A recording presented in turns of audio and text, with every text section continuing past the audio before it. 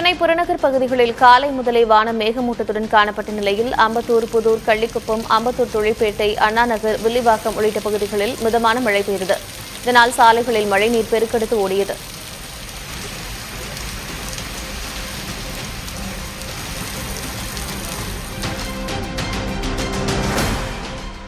வேலூர், காட்பாடி பகுதிகளில் லேசான சாரல் மழை பெய்தது. வெயிலுக்கு பெயர் பெற்ற வேலூரில் கடந்த சில தினங்களாக பகல் 12 மணி ஆகியும் பனிமூட்டம் விலகாமல் உள்ளது. இதனால் இந்த பகுதிகளில் தொடர்ந்து குளிர்ச்சி நிலவி வருகிறது. இன்று மார்கழி மாதம் பிறந்த நிலையில் லேசான மழையும் பெய்ததால் வேலூர் சுற்றுவட்டார பகுதிகளில் தொடர்ந்து குளிர்ச்சியான வானிலையே நிலவுகிறது.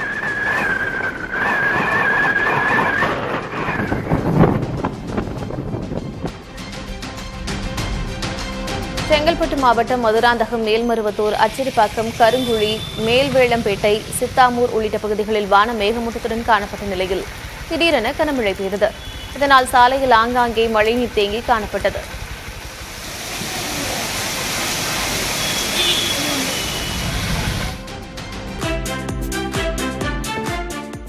தமிழகம், புதுச்சேரி மற்றும் காரைக்கால் பகுதிகளில் இன்று இடியுடன் கூடிய மிதமான மழை பெய்யும் என்று வானிலை ஆய்வு மையம் தெரிவித்துள்ளது. நெல்லை மாவட்டத்தின் மலைப்பகுதிகள் மற்றும் தென்காசி மாவட்டத்தின் ஓரிரு இடங்களில் கனமழை பெய்ய வாய்ப்புள்ளதாக தெரிவிக்கப்பட்டுள்ளது. தமிழகத்தில் வியாழக்கிழமை வரை இடியுடன் கூடிய மழை நீடிக்கும் என்றும், புதுவையில் இன்றும் நாளையும் மழை இருக்கும் என்றும் வானிலை ஆய்வு மையம் தெரிவித்திருக்கிறது.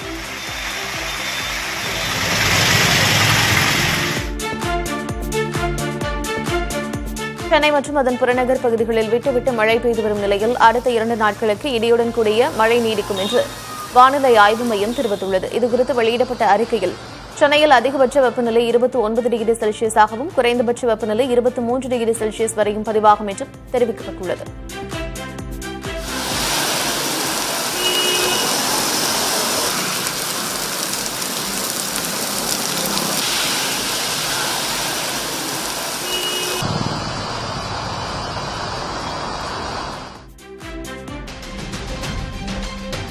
செவ்வாய்க்கிழமை மற்றும் மார்கழி மாத பிறப்பை முன்னிட்டு திருவள்ளூர் மாவட்டம் சிறுவாபுரி பாலசுப்பிரமணிய சுவாமி கோவிலில் ஏராளமான பக்தர்கள் குவிந்தனர்.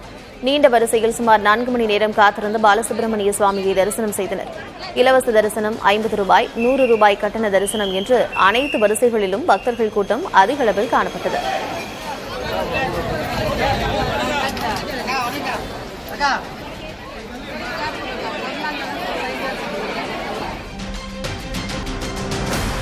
நாமக்கல் மாவட்டம் கொல்லிமலையில் கோயில் குத்தகை நிலத்தை காலி செய்ய கோரிய அறநிலையத்துறை செயல் அலுவலரை கண்டித்து பொதுமக்கள் சாலை மறியல் போராட்டத்தில் ஈடுபட்டனர். கொல்லிமலை அறப்பள்ளீஸ்வரர் கோயில் நிலத்தை குத்தகைக்கு அடுத்து மலைவாழ் மக்கள் விவசாயம் செய்து வந்துள்ளனர்.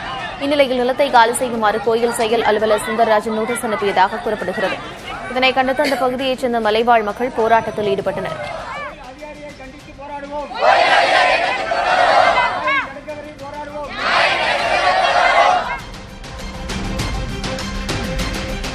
திருவண்ணாமலையில் வாடகை கட்டடத்தில் இயங்கி வந்த ஸ்டார் பதிவாளர் அலுவலகத்திற்கு கட்டட உரிமையாளர் பூட்டு போட்டதால் பரபரப்பு ஏற்பட்டது. திருவண்ணாமலை விஜயா மஹாலில் உள்ள வாடகை கட்டடத்தில் இணை ஸ்டார் பதிவாளர் அலுவலகம் செயல்பட்டு வந்ததாக கூறப்படுகிறது. இந்நிலையில் கடந்த 30 மாதங்களுக்கு மேலாக வாடகை வாங்கி தரவில்லை என்று கூறி கட்டட உரிமையாளர் அலுவலகத்தை பூட்டினார். இதனால் ஸ்டார் பதிவாளர் மற்றும் அலுவலக ஊழியர்கள் வெளியில் காத்திருக்கும் சூழல் ஏற்பட்டது.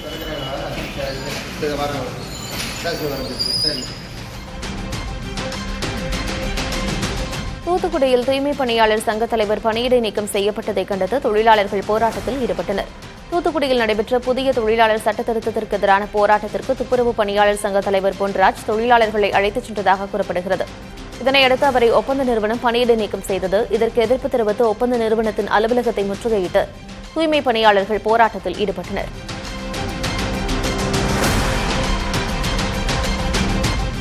நீலகிரி மாவட்டம் குன்னூர் மற்றும் அதன் சுற்றுவட்டார பகுதிகளில் பனிமூட்டத்துடன் கூடிய சாரல் மழை பெய்தது.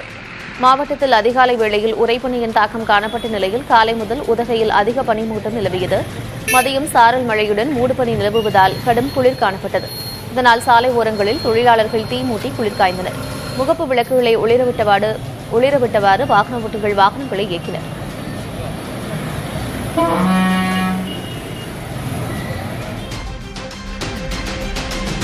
சென்னையில் 16வது நாளாக உண்ணாவிரத போராட்டத்தில் ஈடுபட்டு வரும் பெண் தூய்மை பணியாளர்களை தொழிலாளர் நல நிலைக்குழு உறுப்பினரும் எம்பியுமான ராஜாராம் சிங் நேரில் சந்தித்து நலம் விசாரித்தார். பின்னர் செய்தியாளர்களை சந்தித்து பேசிய ராஜாராம் சிங், போராடி வரும் தூய்மை பணியாளர்களின் கோரிக்கைகளை தமிழ்நாடு முதலமைச்சர் ஸ்டாலினிடம் நேரில் சந்தித்து எடுத்துரைத்ததாக தெரிவித்தார். மேலும் இந்த போராட்டம் குறித்து தொழிலாளர் நல ஆணையத்திலும் நாடாளுமன்றத்திலும் பேச உள்ளதாக தெரிவித்தார்.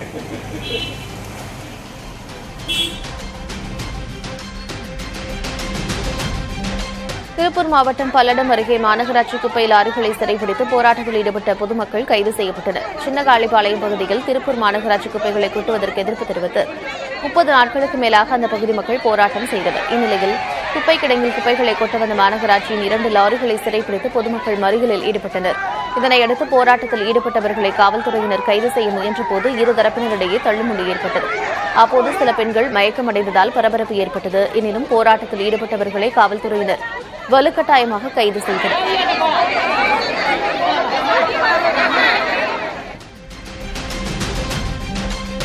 நாகையில் நகராட்சி நிர்வாகத்தை கண்டித்து தமிழக வெற்றிக் கழகத்தினர் ஆர்ப்பாட்டத்தில் ஈடுபட்டனர். கிழக்கு கடற்கரை சாலையில் செல்லூர் அருகே 30 கோடியே 40 லட்சம் ரூபாய் மதிப்பீட்டில் புதிய பேருந்து நிலையம் கட்டும் பணி நடைபெற்று வருகிறது.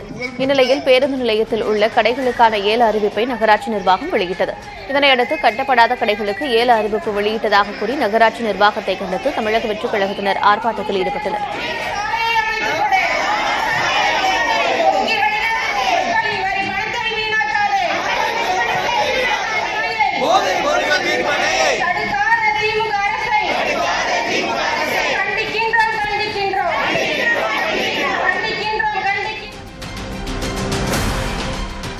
தஞ்சாவூர் மாவட்டம் பாபநாசம் அருகே இலுப்பக்கோரை கிராம மக்கள் காலிக்குடங்களுடன் சாலை மறியலில் ஈடுபட்டனர். 4 மாதத்திற்கு முன்பு நெடுஞ்சாலைத்துறையால் சாலை பணி மேற்கொள்ளப்பட்ட போது இலுப்பக்கோரைக்கு செல்லும் குடிநீர் குழாய் துண்டிக்கப்பட்டதாக கிராம மக்கள் தெரிவிக்கிறார்கள். இதனால் சுமார் 4 கிலோமீட்டர் நடந்து சென்று பக்கத்து கிராமத்திலிருந்து குடிநீர் எடுத்து வர வேண்டியிருப்பதாகவும் கூறுகிறார்கள். குடிநீர் குழாயை சீரமைக்க கோரி பலமுறை மனு அளித்தும் நடவடிக்கை எடுக்கப்படவில்லை என்று புகார் தெரிவித்து சாலை மறியல் நடைபெற்றது. காவல்துறையினர் அதிகாரிகளின் பேச்சுவார்த்தைக்கு பின் போராட்டம் விலக்கிக் கொள்ளப்பட்டது.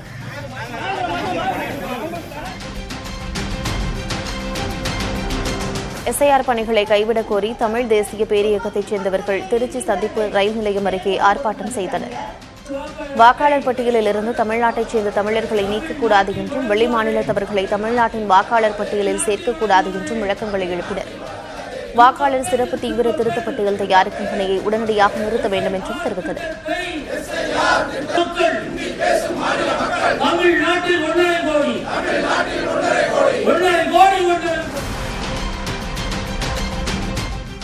திண்டுக்கல் மாவட்டம் செம்பட்டி அருகே வீரக்கல் உள்ளிட்ட பகுதிகளில் சுமார் 200 ஏக்கரில் பயிரிடப்பட்டுள்ள மக்காச்சோள பயிர்கள் மேற்கு தொடர்ச்சி மலையிலிருந்து வரும் காட்டுப்பன்றி கூட்டங்களால் தொடர்ந்து சேதப்படுத்தப்படுகின்றன.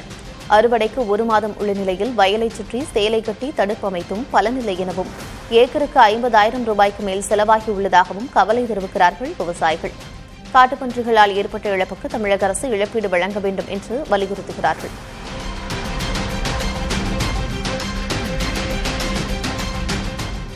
நூறு நாள் வேலைவாய்ப்பு திட்டத்தின் பெயரை மாற்ற முடிவு என்பது அரசியலுக்காக செய்யப்படுவதாக தேமுதிக பொதுச் செயலர் பிரேமலதா குற்றம் சாட்டியுள்ளார்.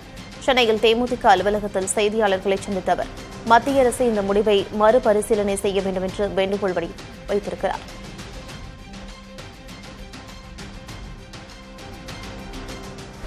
எல்லாமே இங்க ஒரு அரசியலாக தான் இருக்குதே ஒழிய பேர் மாற்றத்தினால மட்டும் என்ன இங்க பெரிய மாற்றம் வரப்போகுது? 100 நாள் வேலை வாய்ப்பு திட்டம் காந்தியடிகள் பேர்ல இருந்தது, அதை மாத்துறாங்க அப்படின்றது இது உண்மையிலே அத்தனை பேருடைய எதிர்ப்புகளையும் மனவேதனையும் தான் பதிய வைக்கும். ஏன்னா காந்தியடிகள் யார்? இந்தியாவின் தந்தை, சுதந்திரத்திற்காக போராடியவர். அவர் ஒன்றும் பிரைம் மினிஸ்டரா உட்காரணும்னு சொல்லல. அவர் பேர்ல 100 நாள் வேலை வாய்ப்பு இருந்தா என்ன குறைஞ்சு போச்சு? ஏன் அதை மாற்ற வேண்டிய அவசியம் என்ன? இதை நிச்சயமாக மத்திய அரசு பரிசீலனை செய்ய வேண்டும். திருப்பரங்குன்றம் மலை தொடர்பாக மத்திய தொல்லியல் துறையின் கருத்து மிகவும் அவசியம் என்று நீதிபதிகள் தெரிவித்துள்ளனர். தீபத்தூணில் தீபம் ஏற்ற வேண்டும் என்ற தனி நீதிபதியின் உத்தரவை ரத்து செய்ய கோரி தாக்கல் செய்யப்பட்ட மேல்முறையீட்டு மனுக்கள் சென்னை உயர்நீதிமன்ற மதுரை கிளையில் விசாரணைக்கு வந்தது. கோயில் நிர்வாகம், அறநிலையத்துறை, தர்கா தரப்பு வாதங்கள் நிறைவடைந்த நிலையில் வக்ஃபு வாரியம் மற்றும் காவல்துறை தரப்பில் விவாதங்கள் முன்வைக்கப்பட்டன. அனைத்து வாதங்களையும் கேட்ட நீதிபதிகள் திருப்பரங்குன்றம் தூண் தர்காவுக்கு சொந்தமானது என்பதை குறிக்கும் வலுவான ஆதாரங்களை சமர்ப்பிக்க உத்தரவிட்டனர். மனுதாரர் புதிதாக தீபம் ஏற்ற வேண்டும் என்று கேட்கிறாரா அல்லது ஏற்கனவே உள்ள தீபத்தூணில்தான் தீபமேற்ற வேண்டும் என்று கேட்கிறாரா என்றும் நீதிபதிகள் ஜி ஜெயச்சந்திரன் மற்றும் கே ராமகிருஷ்ணன் ஆகியோர் கேள்வி எழுப்பியிருக்கிறார்கள்.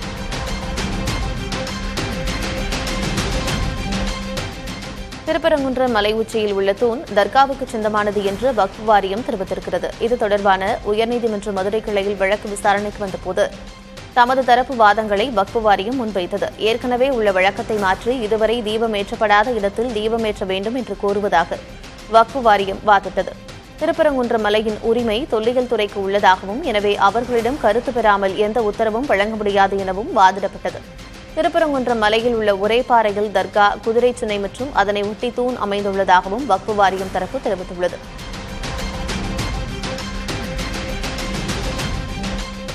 திருப்பரங்குன்றத்தில் புதிய தூணில் தீபமேற்றுவதற்கு பாதுகாப்பு வழங்க தனி நீதிபதி உத்தரவிட்டது ஏற்கத்தக்கதல்ல என காவல்துறை தரப்பில் வாதிடப்பட்டுள்ளது.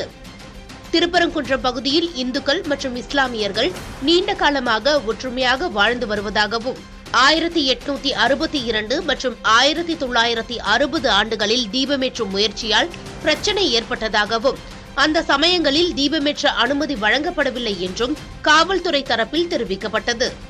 லட்சக்கணக்கான பக்தர்கள் கூடும் திருப்பரங்குன்றம் பகுதியில் எந்தவிதமான பிரச்சினைகளும் ஏற்படுவதை காவல்துறை அனுமதிக்க முடியாது என தெரிவித்தது.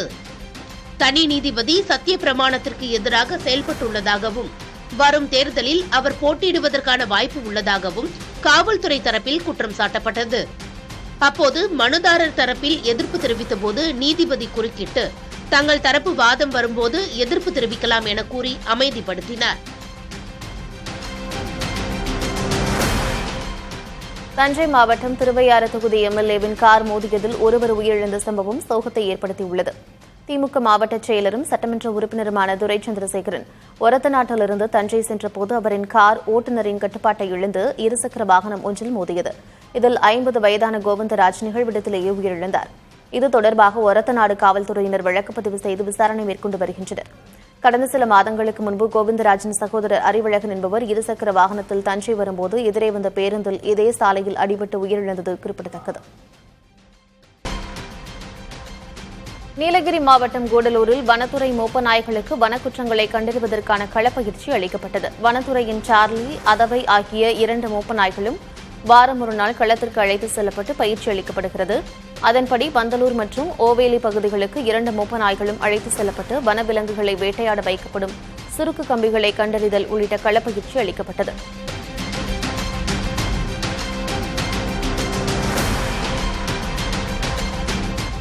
தூத்துக்குடி மாவட்டம் கோவில்பட்டி அரசு தலைமை மருத்துவமனையிலிருந்து வெளியேறும் மருத்துவ கழிவு நீரால் செக்கடி 3வது தெருவில் வசிக்கும் மக்கள் கடந்த 40 ஆண்டுகளாக அவதிப்படுகின்றனர். வாய்க்காலில் வெளியேறும் கழிவுநீரால் கடுமையான துர்நாற்றம் வீசுவதாகவும், கழிவுநீர் தேங்குவதால் கொசு தொல்லை அதிகரித்து குடியிருப்பு வாசிகள் சுவாசிக்க முடியாமல் தவிப்பதாகவும் வேதனைப்படுகின்றனர். குடியிருப்பு வாசிகள் நிரந்தர தீர்வு கோரிய நிலையில் கழிவுநீர் மாற்று வழியில் செல்வதற்கான ஏற்பாடுகள் செய்யப்பட்டு வருவதாகவும், விரைவில் பிரச்சினைக்கு தீர்வு காணப்படும் என்றும் மருத்துவமனை நிர்வாகம் உறுதியளித்திருக்கிறது.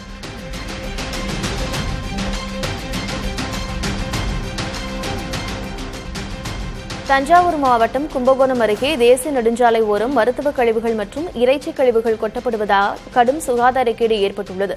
திருநாகேஸ்வரம் பகுதியில் உள்ள தேசிய நெடுஞ்சாலையில் பயன்படுத்தப்பட்ட ஊசி, இரத்த மாதிரிகள் உள்ளிட்ட மருத்துவ கழிவுகள் கொட்டப்பட்டுள்ளன. சாலையின் இருபுறமும் மாடு, கோழி இறைச்சி கழிவுகள் உட்பட பல கழிவுப் பொருட்களும் கொட்டப்பட்டுள்ளன. இதனால் தொற்று நோய்கள் பரவும் நிலை ஏற்பட்டுள்ளதாக பொதுமக்கள் தெரிவிக்கிறார்கள். கும்பகோணம் மாநகராட்சி சுகாதாரத்துறை அலுவலர்களிடம் கேட்டபோது காவல்துறையில் புகார் அளித்து நடவடிக்கை எடுக்க உள்ளதாக தெரிவித்தனர்.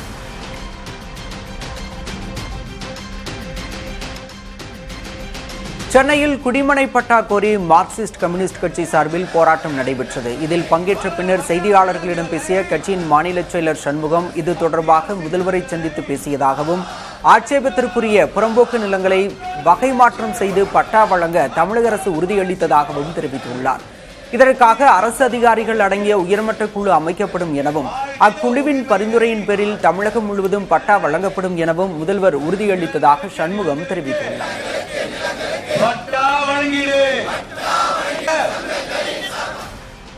சென்னை மாநகர் புறநகர் பகுதிகளில் வசிக்கக்கூடிய பல்வேறு வகையான நிலங்களில் பல்வேறு வகையான புறம்போக்குகளில் வசிக்கக்கூடிய மக்கள் அனைவருக்கும் பட்டா வழங்க வேண்டும் என்கிற கோரிக்கையை முன்வைத்துத்தான் இந்த போராட்டத்தை நாங்கள் நடத்தி கொண்டிருக்கிறோம்.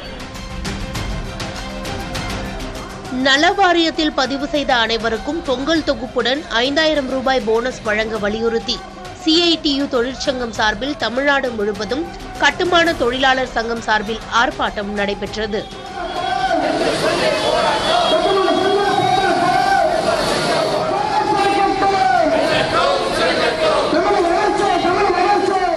திருச்சி, விழுப்புரம், புதுக்கோட்டை, திண்டுக்கல் உள்ளிட்ட இடங்களில் நடைபெற்ற போராட்டத்தில் ஓய்வூதியத்தை 3000 ரூபாயாக உயர்த்த வேண்டும் என வலியுறுத்தப்பட்டது.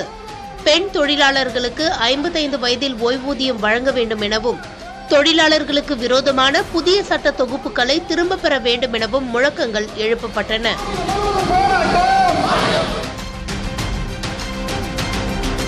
குடியரசுத் தலைவர் திரௌபதி முர்மு நாளை ஹெலிகாப்டர் மூலம் வேலூர் வருகை தர உள்ள நிலையில் பாதுகாப்பு ஏற்பாடுகள் தீவிரப்படுத்தப்பட்டுள்ளன.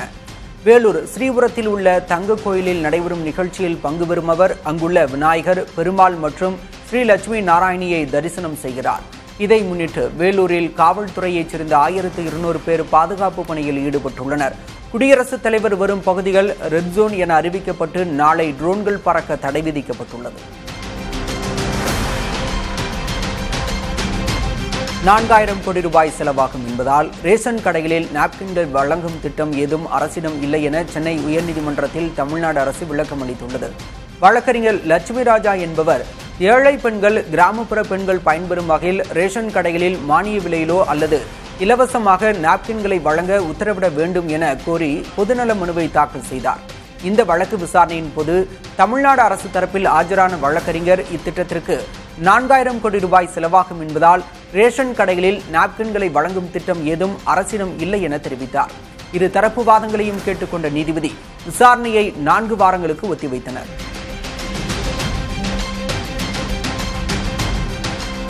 புத்தாண்டு முதல் தமிழகத்தின் சில பயணிகள் ரயில்களின் எண் மாற்றம் செய்யப்படுவதாக தெற்கு ரயில்வே அறிவித்துள்ளது. பயணிகள் வசதிக்காக வரும் ஜனவரி 1ஆம் தேதி முதல் நெல்லை, தூத்துக்குடி, மதுரை, திண்டுக்கல், திருவாரூர், காரைக்குடி மற்றும் மங்களூர், கண்ணூருக்கு செல்லும் சில ரயில்களின் எண்களை மாற்றப்போவதாக தெற்கு ரயில்வே தெரிவித்துள்ளது. அதே நேரம் ரயில்களின் பாதைகள் மற்றும் நேரங்களில் எந்த மாற்றமும் இல்லை என்றும் தெரிவித்துள்ளது. எனவே ஜனவரி 1ஆம் தேதிக்கு பிறகு ரயில்களின் புதிய எண்களை கவனத்தில் கொண்டு முன்பதிவு மற்றும் பயண திட்டங்களை அமைத்துக் கொள்ளவும் கேட்டுக் கொண்டுள்ளது.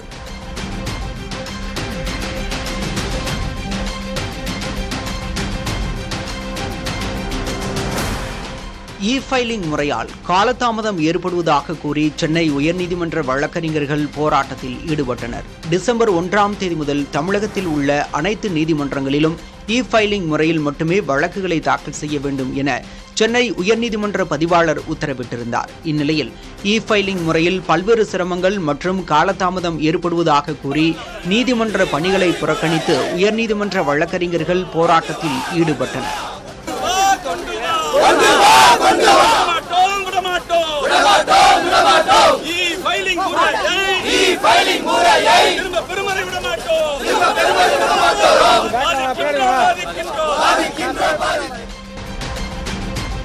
சினிமா தனது உற்ற துணை என்றும் விஜய், அஜித் படங்கள் வரும்போது ரசிகனாக விரும்பி பார்ப்பதாகவும் கிரிக்கெட் வீரர் அஸ்வின் தெரிவித்துள்ளார். ரஜினியின் கூலி நல்ல படம் இல்லை என சில 2K கிட்ஸ் கூறும் கருத்துக்களுடன் தனக்கு உடன்பாடு இல்லை என்று கூறிய அஸ்வின் கூலி படத்தை ரசித்து பார்த்ததாக தெரிவித்தார். பொழுதுபோக்கு அம்சங்கள் கொண்ட நல்ல படங்கள் வர வேண்டும் என்றும் அவர் குறிப்பிட்டார். சென்னை அண்ணா அறிவாலயத்தில் உள்ள திமுக தலைமை அலுவலகத்தில் உடன்பிறப்பே வா என்ற தலைப்பில் முதலமைச்சர் மு.க.ஸ்டாலினுடனான 1-to-1 நிகழ்ச்சி நடைபெறுகிறது. இதில் வாணியம்பாடி, ஆம்பூர், கலசப்பாக்கம் சட்டமன்ற தொகுதி நிர்வாகிகளோடு முதலமைச்சர் மு.க.ஸ்டாலின் நேரடியாக ஆலோசனை நடத்தினார். SIR பணிகள், பூத் கமிட்டி பொறுப்பாளர்கள் பணி ஆகியவை குறித்து ஆலோசனை மேற்கொள்ளப்பட்டதாக சொல்லப்படுகிறது.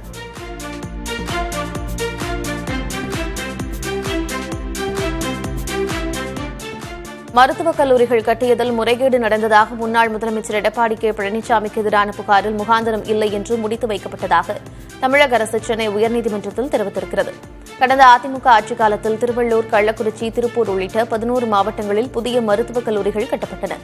இதில் முறைகேடு நடந்துள்ளதாகவும் இதுகுறித்து CBI விசாரணை நடத்த கோரியும் சென்னை உயர்நீதிமன்றத்தில் பொதுநல வழக்கு தாக்கல் செய்யப்பட்டிருந்தது.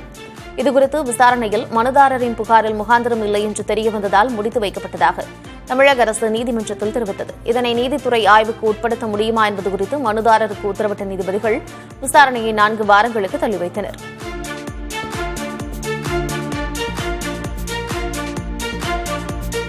தேர்தல் தேதி அறிவிக்கப்பட்டவுடன் தொகுதி பங்கீடு குறித்து பேச்சுவார்த்தை நடத்தப்படும் என்று மதிமுக பொதுச் செயலர் வைகோ தெரிவித்துள்ளார்.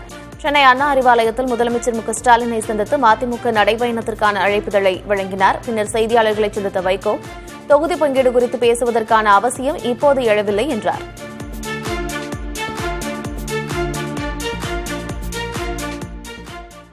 தொடங்கவே இல்லையே, அது உரிய நேரம் வரும்போது தேர்தல் அறிவிப்பெல்லாம் வர்றதுக்கு முன்னாடி தான் பேச்சுவார்த்தை நடக்கும். இப்பயே முன்கூட்டியே அவங்க யூகங்களை சொல்லிட்டு நாங்கள் பேச்சுவார்த்தைகள் நடத்துகிறோம் மற்ற கட்சிகள் சொல்லிட்டு இருக்கலாம். அது குறிப்பாக அந்த தேர்தல் அறிவிப்பு வர இருக்கிற நேரத்தில் தான் பேச்சுவார்த்தைக்கு அழைப்பார்கள். அப்பொழுது பேச்சுவார்த்தை நடைபெறும். அந்த பேச்சுவார்த்தையிலே கட்சிகளுக்கு தொகுதிகள் ஒதுக்கீடு செய்யப்படும்.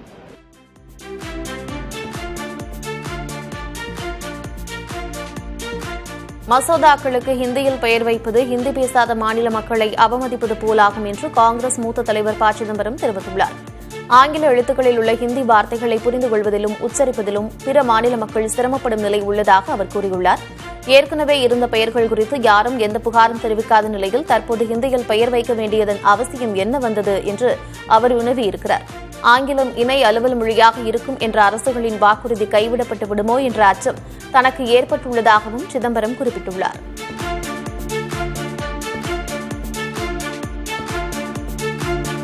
சம கல்வி உரிமையை பறிக்கும் திமுக அரசுக்கு உச்சநீதிமன்றம் சம்மட்டி அடி கொடுத்துள்ளதாக பாஜக மாநில தலைவர் நயினார் நாகேந்திரன் தெரிவித்திருக்கிறார். இது தொடர்பாக தனது எக்ஸ் பக்கத்தில் பதிவிட்டுள்ள அவர், நாடு முழுவதும் உள்ள 650 நவோதயா பள்ளிகள் மூலம் பல்லாயிரக்கணக்கான கிராமப்புற மாணவர்கள் பயன்பெற்று வருகின்றனர். இந்நிலையில் மொழியை காரணம் காட்டி மறுத்து தமிழக கிராமப்புற மாணவர்களை முன்னேற விடாமல் தடுப்பது முறையானது அல்ல என உச்சநீதிமன்றம் சரியாக சுட்டிக்காட்டியுள்ளது. இதனால் உச்சநீதிமன்றத்தின் ஆணைக்கிணங்க மாவட்டம் தோறும் நவோதயா பள்ளி அமைப்பதற்காக நிலத்தை திமுக அரசு கண்டறிய வேண்டும் என அவர் வலியுறுத்தியுள்ளார்.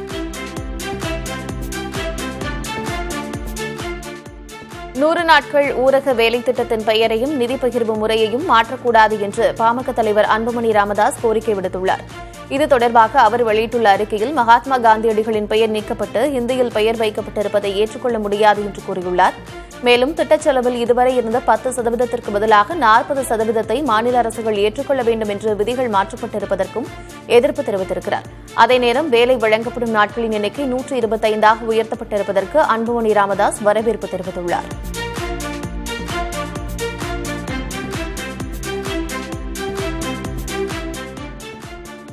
ஓ. பன்னீர்செல்வம், டிடிவி தினகரன் ஆகியோரை அண்ணாமலை சந்தித்ததை குற்றச்சாட்டாக சொல்ல முடியாது என்று முன்னாள் அதிமுக அமைச்சர் ஆர். பி. உதயகுமார் தெரிவித்துள்ளார். மதுரை ரயில் நிலையத்திலிருந்து சென்னை புறப்பட்ட ஆர். பி. உதயகுமாரிடம் இதுகுறித்து செய்தியாளர்கள் எழுப்பிய கேள்விக்கு அவர் இவ்வாறு பதிலளித்தார்.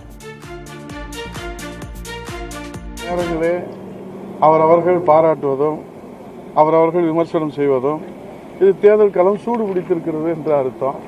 அப்படித்தான் இதை பார்க்க முடியும்.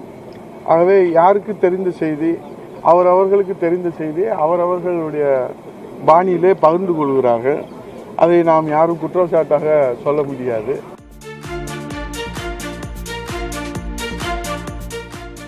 குருதிக்கொடை என்பது ரத்தம் கொடுப்பது மட்டுமல்ல, அது கொள்கை சார்ந்தது என்று பள்ளிக்கல்வித்துறை அமைச்சர் அன்பில் மகேஷ் தெரிவித்துள்ளார். துணை முதலமைச்சர் உதயநிதி ஸ்டாலின் பிறந்தநாளை முன்னிட்டு திருச்சியில் திமுக சார்பில் ரத்த தான முகாம் நடைபெற்றது. இதில் அமைச்சர் அன்பில் மகேஷ், இந்திய கம்யூனிஸ்ட் கட்சியின் மாநில செயலர் வீரபாண்டியன் ஆகியோர் கலந்து கொண்டனர். அப்போது பேசிய அன்பில் மகேஷ், மத்தியில் இருப்பவர்கள் பிரிவினையை உருவாக்குகிறார்கள், அதனை நாம் முறியடிப்போம் என்றார்.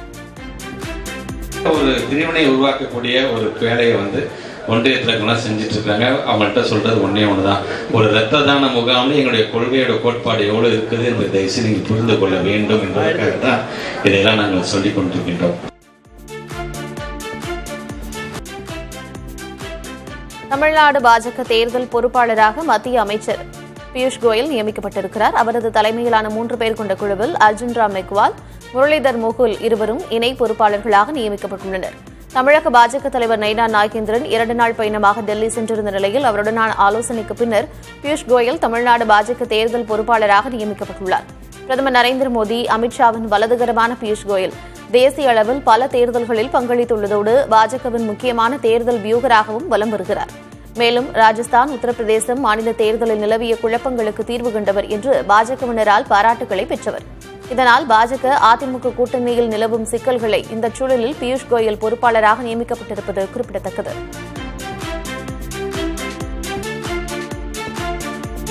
மார்கழி மாத பிறப்பையொட்டி திருவள்ளூர் மாவட்டம் திருத்தணி சுப்பிரமணிய சுவாமி கோவிலில் மூலவர் முருகப்பெருமானுக்கு வாசனை திரவியங்களால் சிறப்பு அபிஷேகம் செய்யப்பட்டது. தங்க ஆபரணங்கள் அணிவித்து வெண்பட்டு உடுத்தி தீபாராதனை நடைபெற்றது. உள்ளூர் பக்தர்கள் மற்றும் மாலை அணிந்து வந்த திரளான பெண்கள் மாவிளக்கு, நல்லெண்ணெய் விளக்கு ஏற்றி வழிபட்டனர்.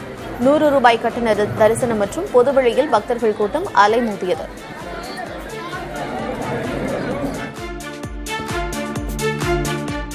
மதுரை விமான நிலையத்தில் புதிய விமான போக்குவரத்து கட்டுப்பாட்டு மையத்தின் கட்டுமான பணிகள் முடிந்து தயார் நிலையில் உள்ளது என்றும் மத்திய அரசு ஒப்புதல் அளித்தவுடன் செயல்பட தொடங்கும் என்றும் மதுரை விமான நிலைய இயக்குநர் முத்துக்குமார் தெரிவித்துள்ளார்.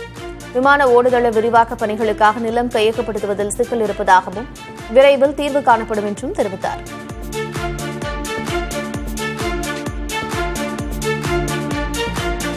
மார்கழி மாத பிறப்பையொட்டி ஸ்ரீவில்லிபுத்தூர் ஆண்டாள் கோயிலில் சிறப்பு பூஜைகள் நடைபெற்றன. ஆண்டாள் ரங்கமன்னாருக்கு அபிஷேக ஆராதனைகள் செய்யப்பட்டு தங்க இலைகளால் திருப்பாவை வரிகள் பொறிக்கப்பட்ட புடவை சாற்றப்பட்டது. இன்று முதல் 30 நாட்களும் ஆண்டாளுக்கு திருப்பாவை பாடல்கள் பாடப்பட்டு பூஜைகள் நடைபெறும். மார்கழி வைபவத்தையொட்டி திரளான பக்தர்கள் நீண்ட வரிசையில் நின்று சாமி தரிசனம் செய்தனர்.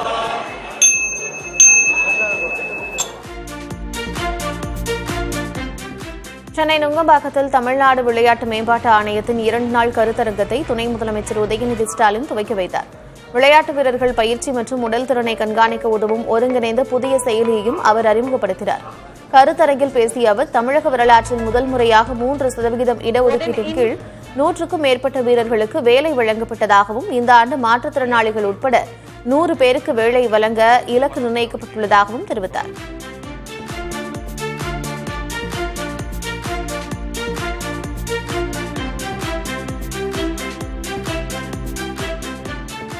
புதுச்சேரி மாநிலம் காரைக்கால் வட்டார வளர்ச்சி அலுவலகம் முன்பு கடைமுறை விவசாயிகள் சங்கத்தினர் ஆர்ப்பாட்டம் செய்தனர். 100 நாள் வேலை திட்டத்தில் பணிபுரிவோருக்கு உடனடியாக ஊதியம் வழங்க வலியுறுத்தி ஆர்ப்பாட்டம் நடைபெற்றது. பின்னர் வட்டார வளர்ச்சி அலுவலகத்தில் விவசாயிகள் கோரிக்கை மனு அளித்தனர்.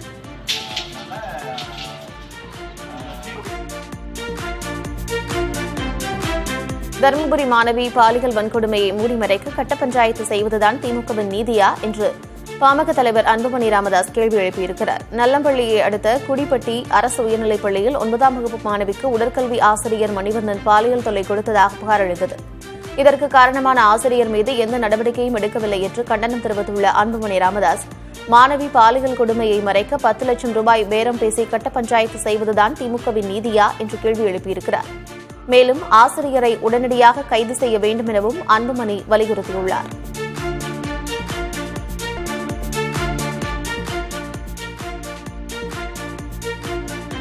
மார்கழி மாதம் தொடங்கியதை தொடர்ந்து தமிழகம் முழுவதும் உள்ள கோயில்களில் அதிகாலை சிறப்பு வழிபாடுகள் விமரிசையாக நடைபெற்றன. பக்தர்கள் அதிகாலையிலேயே பனிப்பொழிவையும் பொருட்படுத்தாமல் எழுந்து அருகிலுள்ள ஆலயங்களுக்கு சென்று சுவாமி தரிசனம் செய்தனர். திருப்பாவை, திருவெம்பாவை உள்ளிட்ட பாடல்களை பாடி சுவாமியை வழிபட்டனர். பெருமாள் கோயில்களில் மார்கழியின் முக்கிய வழிபாடாகிய திருப்பள்ளி எழுச்சி சேவைகள் நடைபெற்றது. பல இடங்களில் சிறுவர், சிறுமியர் மற்றும் பெண்கள் இணைந்து வீதிதோறும் பஜனைகள் நடத்தியபடி கோயில்களுக்கு சென்றனர். சிவாலயங்களில் அதிகாலையிலேயே நடை திறக்கப்பட்டு சிவபெருமானுக்கு சிறப்பு அபிஷேக ஆராதனைகள் செய்யப்பட்டன.